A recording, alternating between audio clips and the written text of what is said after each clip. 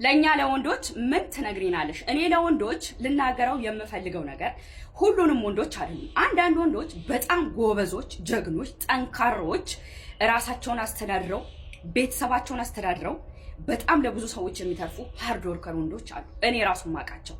አንዳንድ ወንዶች ደግሞ ሰነፎች ቁጭ ብለው ከእናት አባት የሳሙና የሚጠብቁ ቁጭ ብለው ከእናት አባት የካርድ የሚጠይቁ። ይሄ ደግሞ በጣም ስህተት ነው። ወንድ ልጅ መስራት መልፋት መድከም አለበት። ጊዜውን ቴክኖሎጂ ላይ ካሳለፈ አይቀር የሚጠቅመውና የሚረባው ነገር ላይ ለነገ የሚሆነው ነገር ላይ ማሳለፍ አለበት። ስለዚህ ለወንድ ልጅ እኔ ልናገር የምፈልገው ነገር የመጀመሪያው በጣም ትልቁ ነውር ከሴት ልጅ ምንም አይነት ገንዘብ አትጠብቅ። ከሴት ልጅም ሆነ ከቤተሰብ ገንዘብ እንዳትጠይቅ። ደግሞ ዝቅ ብለህ ስራ አትናቅ። ስራ ያስከብራል። ስራ የለኝም ካልክ ደግሞ ሊስትሮ ውጣና ጥረግ።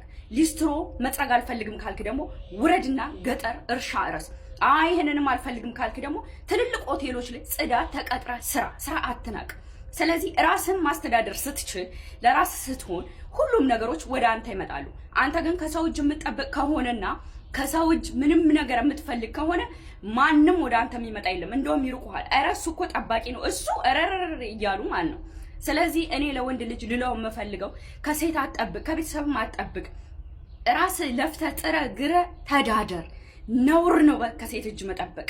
በተለይ ከአረብ ሀገር ሴት ጋር እያወሩ በደካማ ጎኗ እየገቡ ገንዘብ መቀበል የሞት ሞት ነው። ስለዚህ ዳይ ወደ ስራ፣ ጠንክረህ ስራ።